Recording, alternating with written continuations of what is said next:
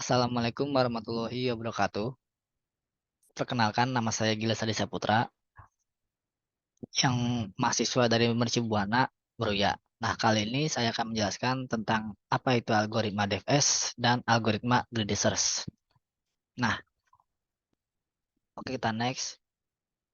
Algoritma DFS. Algoritma DFS atau singkatan dari kepanjangan dari depth first search ialah algoritma penelusuran struktur graf atau pohon yang dilakukan secara mendalam. Proses dimulai dari node awal, lalu melanjutkan ke salah satu node anak hingga mencapai node leaf sebelum ke node sebelumnya. Sebelum kembali ke node sebelumnya. Nah, DFS ini menggunakan pendekatan rekursif untuk menjelajahi cabang-cabang secara mendalam sebelum beralih ke cabang lain. Nah, algoritma DFS ini berbeda dengan algoritma BFS. Jika BFS itu mencari secara ke samping, nah kalau DFS ini mencari itu secara mendalam, secara ke bawah terlebih dahulu dicek setiap cabang-cabangnya, ya apakah ini sudah finishnya atau bukan. Nah, kita lanjut ke contoh tadi kasusnya. Nah, ini kita ingin titik awal itu ialah di node A dan goal setnya itu ialah di node G. Nah, ini kita cek dulu nih dari node A. Node A turun nih ke bawah node B. Nah, di node B nih dia ada anaknya nih. Nah, kita cek dulu terlebih dahulu kita cek terlebih dahulu di sisi kirinya dia yaitu node C. Nah, di node C saya tadi cabangnya lagi nih. Kita cek lagi yaitu ke node D. Nah, node D dan di node ini di node D ini udah nggak ada cabangnya lagi. Tapi nah kita cek node ini yang goal setnya bukan. Nah, ternyata bukan. Lalu kita akan kembali nih dari D ke C ke atas. Nah, kita cek C ini ada cabang lain gak nih selain D? Nyata nggak ada. Nah, kita naik lagi ke B, ke titik B. Nah, di B ternyata ada cabang lain yaitu E. Nah, turun ke E. Nah, habis E lanjut lagi ke sebelah kirinya yaitu F, titik F. Nah, F ini ternyata bukan goal setnya. Nah, kita naik lagi ke titik E, lalu titik E turun ke titik G. Nah, ternyata G ini ialah goal state-nya dan sudah tercapai ke goal state-nya dari titik A ke titik G. Dan urutannya ialah A, B, E, G. Nah, jika kita jika kita implementasikan dalam codingan itu menggunakan um, LIFO atau yang disebut last in first out. Nah, hanya yang titik awalnya masuk terlebih dahulu di sini A masuk terlebih dahulu lalu B masuk terlebih dahulu. Nah, dicek terlebih dahulu nih sebelah kirinya yaitu C. C. Nah, masuk lagi D. Nah, ternyata D ini bukan titik awalnya yang tadi seperti yang saya sebutkan sebelumnya. Kita keluarkan si D. Nah, C ini ternyata nggak ada titiknya. Nah, kita keluarkan juga si C. Lalu kita cek lagi. Nah, titiknya itu ternyata ada lagi cabangnya itu E di B itu. Nah, masuk ke E, kita masuk ke titik E. Nah, E kita masukkan lagi F. Nah, F ini bukan itunya, bukan goal setnya. F ini kita keluarkan si F dan kita masukkan si G yang merupakan goal state-nya. Oke, ingat ya, ini DFS ini ya menggunakan LIFO atau last in first out. Di sini atau disebut juga di sini dalam coding itu disebutnya stack, menggunakan stack. Nah, lalu kelebihannya apa saja sih di DFS ini? Nah, kelebihannya implementasinya mudah. Nah, DFS ini memiliki implementasi yang relatif sederhana, terutama jika diimplementasikan secara rekursif. Yang kedua, membutuhkan sedikit ruang. DFS ini membutuhkan sedikit ruang di dalam memori karena menyimpan satu jalur dari simpul awal ke simpul saat ini.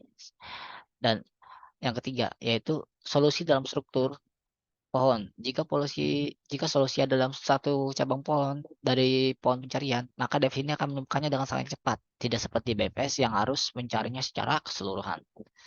Nah, kekurangannya. Yang pertama, tidak menjamin solusi optimal. Kenapa? Karena dev ini tidak selalu menemukan solusi optimal, karena dapat saja menemukan solusi yang pertama ditemui tanpa pertimbangan alternatif yang lebih baik. Nah, yang kedua, mudah terjebak dalam siklus. Jika graf memiliki siklus, DFS bisa terjebak dalam siklus itu dan menjadi tak terbatas jika tidak jika tidak ada tindakan pencegahan. Nah, yang ketiga, tindakan tidak efisien untuk graf yang besar. Nah, kenapa? Karena jika graf yang besar itu kan berarti, kita harus mengeceknya satu per satu setiap cabang-cabangnya tuh. Nah, itu akan makan waktu yang sangat lama. Dan seperti BFS yang mengecek secara langsung secara keseluruhan ke samping itu. Sehingga dia ini sangat tidak cocok untuk graf yang besar. Nah, gunakan, algoritma DFS ini sesuai kondisi yang kalian butuhkan. Jika, memori ruang karya yang besar memiliki penyimpanan yang besar, baik menggunakan BFS. Namun jika, ruang memori penyimpanan Anda terbatas, gunakanlah DFS, dan jika solusinya mudah, maka gunakanlah DFS. Nah, kita lanjut ke algoritma greedy search. Algoritma greedy search adalah pendekatan pemecahan masalah yang bertujuan untuk mencapai solusi optimal dengan melakukan keputusan lokal yang optimal pada setiap langkahnya. Algoritma greedy search ini, banyak penerapannya itu banyak kita jumpai dalam kehidupan sehari-hari. Contohnya Google Maps yang kita gunakan sehari-hari itu untuk mencari arah yang paling dekat kan itu. Nah, itu ya salah satu contohnya. Dan ini, contoh tadi kasusnya, kita akan mencari dari titik awal yaitu titiknya S, titik awal kita. Nah, titik akhirnya itu yaitu E. Kita ingin menuju ke titik E, dari titik S ke titik E.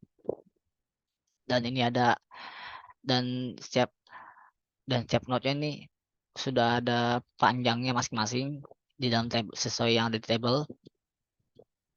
Nah, kali ini kita akan mencarinya menggunakan algoritma greedy search. Kita list dulu nih. Di greedy search ini ada dua, yaitu ada pound list dan close list. Ini kita list dulu nih, di S. Nah, titik S. S ini nyambung ke titik mana aja? S ini ternyata nyambung ke titik A, B, dan C. Nah, A itu panjangnya berapa? 9. B itu panjangnya berapa? 8. C itu jaraknya berapa? Dari S ke C? 7. Nah, karena yang paling pendek itu ya C. Nah, C ini kita masukkan ke urutannya. Nah, kita masukkan ke C, lalu kita cari lagi dari C. Nah, C ini ternyata terhubung ke L. Nah, kita lihat lagi di open listnya. Nah, yang paling pendek ini ternyata yang L, 6, dengan jarak 6. Nah, kita masukkan titik L ini ke listnya ini, ke list nodes-nya, jadi SCL. Nah, kita lihat lagi nih, L ini terhubung ke titik mana? L ini ternyata terhubung dengan titik I dan J. Nah, kita list nih A, B, I, J. Nah, kita lihat lagi jarak-jaraknya mana yang paling pendek. Nah, ternyata yang paling pendek itu ialah titik B dengan jarak 8. Jarak 8. Nah, kita masukin nih titik B ke urutan list kita yang di atas. Nah, titik B dari titik B ini terhubung ke titik D dan H. Nah, D dan H nih. Kita lihat lagi di listnya yang mana yang pendek. Nah, ternyata titik yang pendek itu ialah ke titik D, ke titik D. Nah, titik D ini kita pindahkan ke urutannya ke atas.